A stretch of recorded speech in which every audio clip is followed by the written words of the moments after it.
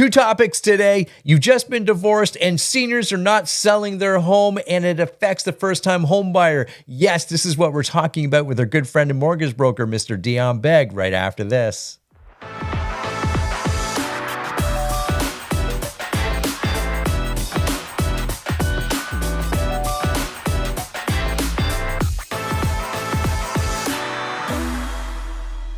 Okay, my friends, here we are with our favorite mortgage broker in all of the world. And guess what? He's here in Canada for the moment doing some training for a large organization. Dion, how you doing, my man?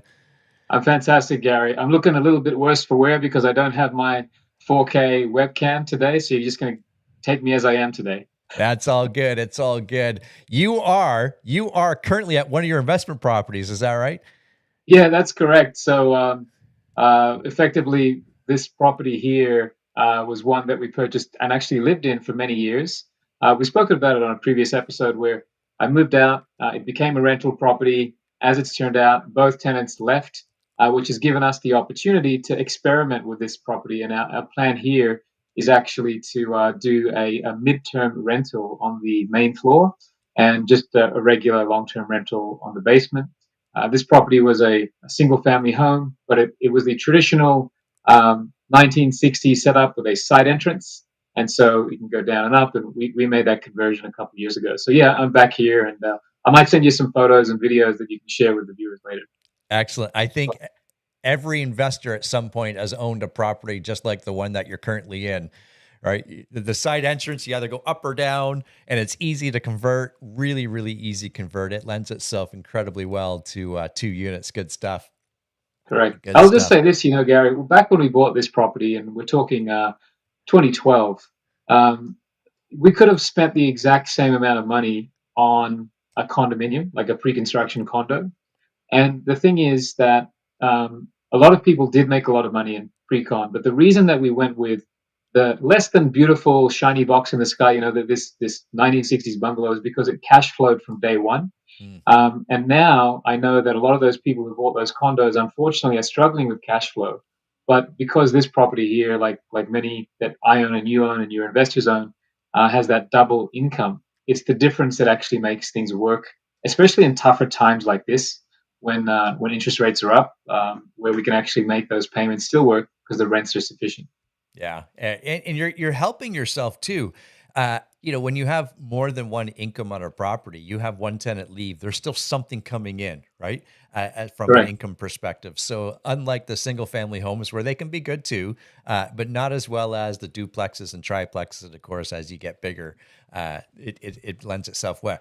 Okay, so we have some questions, and we're going to do some follow up from some of our videos in the past. Like, we're going to follow up with a conversation around divorce and can I still purchase a property after divorce? What's that look like? And one of the questions as well that's come up, and the interesting thing here in the market, we're going to chat about in just a moment. What happens to a mortgage when it comes up for renewal when one partner or one spouse has passed away, and you get that Right. renewal letter? And you need two signatures of it on it. And obviously that can't happen. What happens in that situation, Dion, or what can happen? Yeah, so I've been in this business a long time now, and there is not one single answer to that, meaning that I've seen this play out in many different ways. So let's talk about a couple. So firstly, when there's a death, let's say let's keep it simple. There's a husband and wife. One of the parts that passes. Let's say the wife is the remaining surviving partner, and and so now solely she is on the property. The property was purchased in both her and her deceased husband's name, and now what will have to happen is that the lender will need to be notified of the passing of the husband. So what happens there is, generally speaking, first and foremost, the lender is always wanting to work with the borrower. They're not putting them out on the street, and they're working with solutions as to how to keep that person in that home in most instances. I've seen situations where lenders have just sort of let it ride without any real requalifying or major questions asked, where the borrower has undertaken to just continue making payments. That's been one option. It surprised me that has happened, but it has happened. Another way to deal with this is obviously in the case of life insurance. In the event that the husband had a payout, then depending on what type of insurance you got, the wife could then take that money to potentially fully pay out the mortgage or keep it in a bank account and demonstrate to the lender that they have sufficient Mm. cash savings to make these payments ongoing. Again, in the event and assuming that the wife by herself can't carry the mortgage based on her income. And of course, the selling of the property is another option. But what I can tell you is all of these things don't happen immediately. I've always seen a very generous grace period given at times of death, usually of 1 year plus is what I've actually seen. So it's generally enough time for people to get the head around the emotional things that they have to deal with, plus the financial issues that they have to deal with at that time. Yeah, yeah, interesting. And insurance, we never like to pay for insurance because we don't necessarily need it all the time. But when we do need it, it can benefit our lives and our family lives quite significantly. Interesting. So, excuse me. I want to talk a little bit about some of the market and the ripple effect of what we're currently seeing. Of course, we all know it's we're writing less transactions, we're seeing less deals, and you're seeing less even refinances and everything else like that. But here's one of the strange ripple effects or the true tell of what's going on in the market. And a couple of weeks ago, one of our realtors uh, is now representing a retirement community to help sell their product, which is to say, Dion, is this is a retirement community, and most retirement communities have their own sales staff and they'll handle all their own sales. And this is a pretty significant retirement community, only about 8 years old, and they're continuing to build new units, and they have a lot of new units coming to market. And they are now reaching out to realtors to help sell and promote their product. Why is this happening, you might Okay, ask? yeah. So to Yeah. clarify, Gary, like they've never traditionally done that. They've never actually taken the product to real estate brokerages to promote Nope. and sell. Not Nope. like a developer who's selling a condominium. This is different. Yeah. Yeah. The really interesting thing with retirement communities is usually they have a waiting list to get into their community, and most do. Of course, when you build as fast as this builder was doing, you outpace your waiting list, and that's where they find themselves today. And like you had suggested, not many of these retirement communities will lean on the real estate industry or real estate brokers to help sell their units because they just don't need to. Right. Well, what we're finding today is you're starting to see that's that ripple effect when the market slows down. Communities like this reach out and come into partnerships with brokerages like ours to help sell those units. And when we kind of peeled the onion away, you and I were quickly talking about this. Well, if I'm in my mid 60s, 70s, doesn't matter the age, but my next property or my next move is to a retirement community because I like that lifestyle. And we're not Right. Yeah. talking about Probably your last home as well. exactly the last home. Um, well, the market shifted and their prices and the valuations have retracted. And Mm. now perhaps it's not worth as much as where it was 2, 3, even 3 years ago. I'm not so inclined to sell that property anymore. I might be willing to hang on to it for another couple of years. So we're having that whole, that retirement age community or like the boomer age stay in their Yes. homes a lot longer. Oh, definitely. Yeah. I mean, we're seeing this as well. I saw some recent stats that, in fact, 96% of people, if given the option, would like to stay in their home until death, right? So maybe there's this idea that, staying in your own home is going to be more important. And, people are living longer as well. This leads to another issue in society whereby a lot of these homes where people are now not moving out of are now being not taken to market, and therefore it causing a housing supply issue where traditionally those people would be moving on to say these retirement home type Hmm. setups, and these properties are not coming on the market. Yeah. Gary, interestingly, I've in my time in brokering, which is now nearly 20 years, I've never actually been approached to finance a purchase in a sort of a what do you call these developments? These aged W- retirement homes? Oh no, reti- no, they're not there. retirement community is Communities. Yeah, easiest way to label it. Yeah.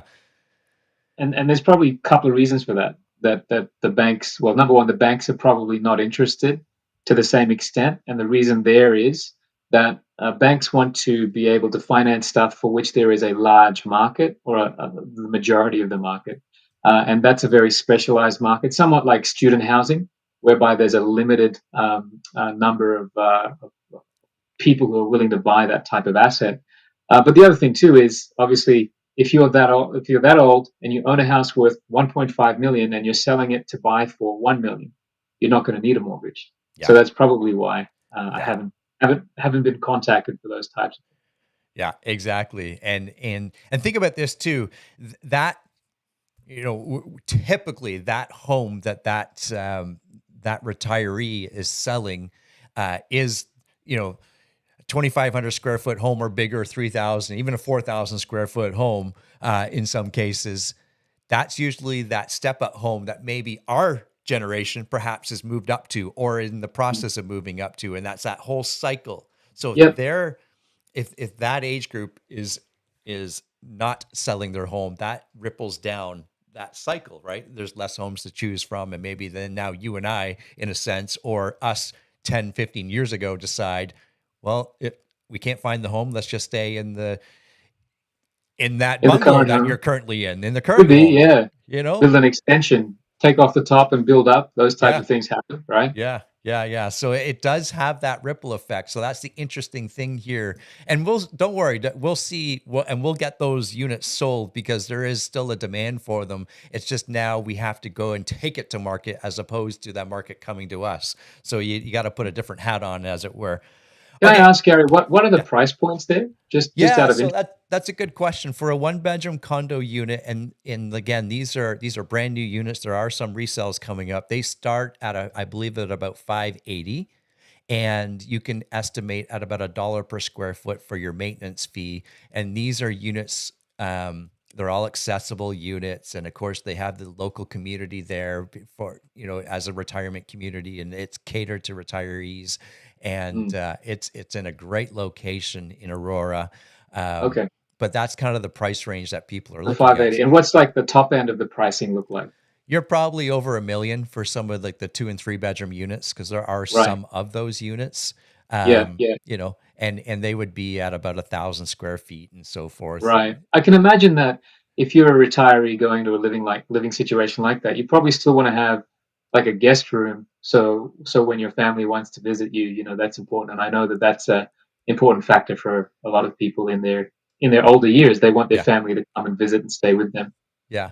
And you got to know too, like you might think, well, that's a lot of money, especially from the maintenance perspective and everything else. But there's also, when you get into a home or communities like this, there's different things that you as the owner can become a part of, and whether or not you want to pay into, a food plan and all those other things. So it's much more than you and I just going out and buying a condo around the corner. There's so much more to it than that, right? So Yeah, so they yeah. really do well at catering to one's And needs. you had me at food plan. Sign me up. Yes, sir. Yes, sir. And it's not all applesauce and everything else. Not everything's pure right there. Good stuff. Okay. A few weeks ago, you led the conversation in obtaining a mortgage or what happens during a divorce and everything like Mm, that. And a few questions have come in since then, yeah, and you thought it would be wise to kind of circle back and answer some of these questions. So the first one sure. there, yeah, you have a couple that's gone through a divorce, and one of the questions is, do we have to find or do we have to sell that family home after divorce or during a divorce? What happens with that from your perspective? Yeah, so the short answer is no, you do not have to sell that property. But generally speaking, you have to deal with that asset in some way. And selling is certainly one option where, you sell the place, you pay back the bank, and then you split the proceeds however agreed. But the other option is, in many cases, we help people with this, which is have one spouse buy out the other spouse. So let's say, for example, the wife in the scenario would like to stay in the home and own that home. Um, she would make an application by herself to basically take over that mortgage, and or we refinance with a different lender. Of course, in doing so, usually we're losing one income. In this case, the husband's income. We need to see if that wife in this scenario can qualify by herself. And so, yes, we are helping people there. As you can imagine, with today's interest rates at qualifying rates at 8%, it's quite a lot harder. And so we are seeing, in this case, say the wife getting assistance from her parents, to again stay in that home through co-signing and or gifting, or almost like becoming a first-time home buyer again, because that's really, we're going back to a single income. So they're generally the scenarios that we see when a divorce happens. Yeah, and when that happens, so obviously if one's buying out the other, that you have to qualify for a mortgage, right? And now you're, instead of two incomes, you're down to one income in a sense. And are you seeing other family members help in that case, or Yeah, yeah, exactly. So it comes down to whether or not they believe in, that it's important right now in the current market, because if the choice is sell now or maybe figure out a way to hold on to that property until the market maybe is in a better position, if you can do the second option, it's probably the better option to do. So yeah, help from family co-signing is one option. Another option that I've seen several times this year is the in this case again, the wife actually decides to keep the property but move in with her family. So move out of the matrimonial home and convert the matrimonial home to a rental mm, property, just so that for the next couple of years and until they're ready to sell that property, they can at least cash flow it. So I'm seeing that scenario happen where it gets converted to a rental. gotcha, gotcha. I remember a few calls ago you had shared a story about asking a buyer if they had been divorced, and he had Ah, said yes, yes. and and you're like, okay, and you knew that the child support, we'll call it yes, $1,000 for easy math, was yes, $1,000 a month. And then when you went and did some more homework, you realized he had been divorced a couple of times. yes, yes. So now I have to ask how many times? How How many many times have you been times? married? How many children do you have from how many people? So that we can That's make sure that the hilarious. support payments are accounted for properly. Yeah, yeah. Now, Yeah. on the flip side, if I'm the partner receiving that child support, what does Yes. that look like for income? Can I use that as Yeah. qualifying income? What does that look like? Yeah, that's a great question. So the good news is, yes, you can use 100% of your spousal support and 100% of your child support Gotcha. to qualify for your mortgage. So, put simply, if you have $1,000 in spousal support plus $1,000 in child support, $24,000 a year, we're talking, and that's Mm, added to your annual income as if you earn that 24,000 at your place of work. Importantly, though, regarding the child support, there's generally a time at which the child support ages out, meaning right. that we're not paying child support until this child is 35 years old, right?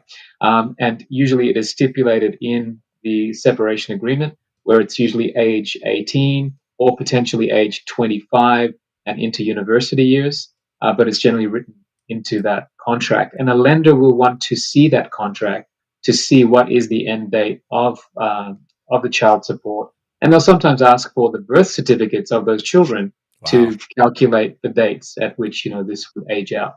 Yeah. Interesting. Yeah. Interesting. So just to continue on that, if you have child support scheduled for the next 3 years, um, what we can do in our brokerage is we can make sure we get you a term on your mortgage that is less than 3 years, so you qualify for that mortgage based on the 3 years remaining on your child support. Interesting. Interesting. And if I'm that borrower, in that 2 or 3 years, we'll use the 2 year term. Sure. Ideally, how I'm looking at that is I'm signing that renewal letter when it comes in with a few questions. Is that kind of the way it would be set up in a sense, or are you looking to refinance or get them into a different product then? Yeah, so if you're the lender, yeah. So because you would have qualified using that income, and that it is clear that that qualifying income is coming to an end, then renewal is sometimes questioned. You are correct, because we've basically flagged on the initial application that this income will be in. Right. Interesting. Yeah. Yeah. Good stuff. Good stuff. One last question that came in too is regarding, you know, we're always looking for funds to go purchase a property, whether we have that in savings, investments, what have you. And sometimes those Yes, investments, Dion, as we know, are RSPs. yes. Can I withdraw from that RSP after a divorce to use for a down payment? Okay, yeah. This is a good question, and this is important for people to know. The short answer is yes, but there's some technicalities. So After divorce, even if you've owned a property together with your spouse, and let's say you did use your RRSPs when you purchased that first property, you can actually access RRSPs again to buy another property. The stipulation there, though, is that we have to have a 4-year gap between when you last owned a home and when you access your RRSPs again. So, quite simply, if somebody got divorced in the year 2020, and since then they've been, say, living with their parents, in the year 2024, they can go and access up to $35,000 from their RRSPs and go off and purchase another property again and effectively be treated like a first time home buyer again as it relates to the government's home buyers program. Gotcha. Gotcha. Good stuff. Good stuff. Yeah, I think it's interesting. And my friends, as you're watching these videos, if there's other questions and you want more clarity on something, fire them over to Dion and myself. We can certainly address them on the videos here. It's good stuff because the more that you ask, the deeper it is we get into some of these conversations, and perhaps it strikes a conversation with another viewer, or it enlightens them too. Okay, I'm going to end with this because this is something interesting. On Thursday and Friday and into the weekend, if you're onto the Twitter world, you started seeing some of the brokers out there mention that there might be some rate reduction coming this week on the 5-year term. And I don't want to put you on the spot. I'm going to put you on the spot. Are you starting to see some movement there, or a little bit of give from some of the lenders? Yeah, so we've had some very minor movements, but I feel like this week and into next week, we're likely going to see, 0.1, 0.2% drops.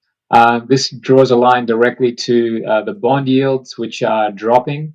In the same way that the 5-year fixed rates and the bond yields, even when the Bank of Canada did not increase variable interest rates, the bond traders believed that interest rates would increase at some future point. So fixed rates jumped. It's now the inverse, meaning that the bond traders believe that the next likely move for variable rates is likely down, and they're predicting that, and they're anticipating that, and they're pricing it in, and therefore the bond yields are changing. So yes, it's very interesting times, but it's a time which I think many professionals and many consumers have been waiting for, where we can see somewhat of this light at the end of the tunnel. I still think it's a little too early to get get excited. I'd like to see a couple of months of this back to back, but I truly do feel that we might have turned the corner. Yeah, yeah, and we've talked about this too. The cycle of the market.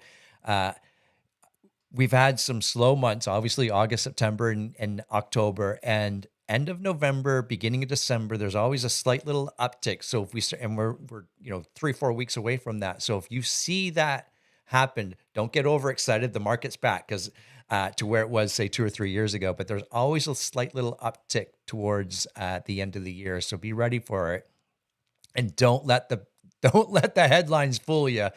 We're still we're still flatlining, as it were. I think in from the economy standpoint, and we can talk more about that, where the market or where the economy is going, perhaps in another call.